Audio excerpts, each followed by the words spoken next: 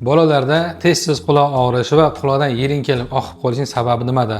Ko'pchilik ota-onalardan keladigan, juda ham ko'p uchraydigan savollardan bittasi. Bugun sizlar bilan shu haqida gaplashamiz.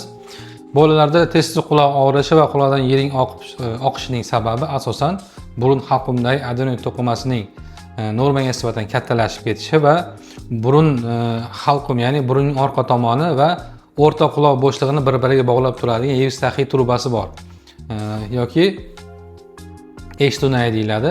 Mana shu turbaning faoliyati buzilishi, ya'ni shishib qolishi bilan ifodalanadi. Bu qanaqa ko'rinishda namoyon bo'ladi?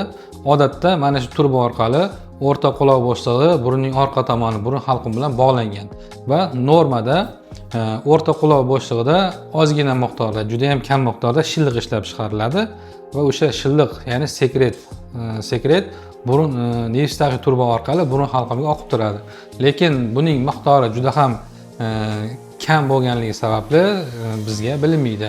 Adenoidning kattalashib ketishi natijasida mana shu Yevstaxiy nayining, eshituv nayining burun halqumiga ochiladigan teshigi bekilishiga sabab bo'ladi va buning natijasida Yevstaxiy turbani yopilib qoladi va o'rta quloq bo'shlig'ida ishlab chiqarilgan shilliq tashqariga chiqolmay qoladi va bu o'rta quloq bo'shlig'ida bosimning oshishiga va quloq og'rishiga, ba'zi holatlarda quloqdan yiring oqishiga sababchi bo'ladi. Xo'p, Yevstaxiy turba bolalarda o'ziga xos tuzilishga ega, ya'ni Yevstaxiy turba bolalarda gorizontal holatda, tekis holatda bo'ladi va kalta va diametri keng bo'ladi. Va kattalarda esa pastga qaragan vertikal holatda bo'ladi va uzun bo'ladi. Shuning hisobiga burun yoki tomoqdagi shamollashlar kattalarda tez-tez quloqdagi o'zgarishlarga olib kelmaydi. Aksincha esa bolalarda Yevstaxiy turbaning keng va kalta bo'lishi tez-tez quloq og'rib qolishi va quloqdan yiring oqib qolishiga sabab bo'ladi. Adenoid hamma bolalarda ham bo'lmasligi mumkin.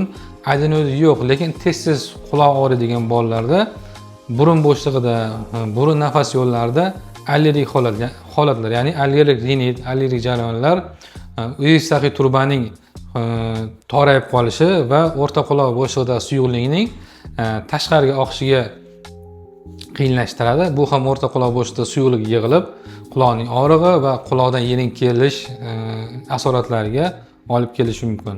Bunaqa holatda avvalambor birinchi navbatda ulug' shifokoriga murojaat qilish kerak. Ulug' shifokor tomonidan ko'rilib, to'g'ri tashxislash kerak. Ya'ni adenoid bo'lsa, adenotomiya qilib, adenoidni bartaraf qilish kerak, ya'ni olib tashlash kerak. Burundagi allergik jarayonlar bo'lsa, unga mos ravishda adekvatniy davo choralar buyuriladi va bu jarayon o'tib ketgandan keyin Yevstaxiy turbani faoliyati o'z joyiga tushib, bemor darddan xalos bo'ladi. Ya'ni bolangizning quloqida og'riq, yiring kelishi va ba'zi holatlarda mana shu suyuqlik yig'ilib qolishi bolaning eshish pasayishiga sababchi bo'ladi va tuzalish natijasida eshishi ham tiklanadi, quloqdan yiring kelish to'xtaydi va bemor sog'lom hayot tarziga o'tadi. Siz va sizning yaqinlaringizda ham quloqdagi muammolar bo'lsa, quyidagi raqamlarga murojaat qiling. Sizga malakali tibbiy yordam beramiz.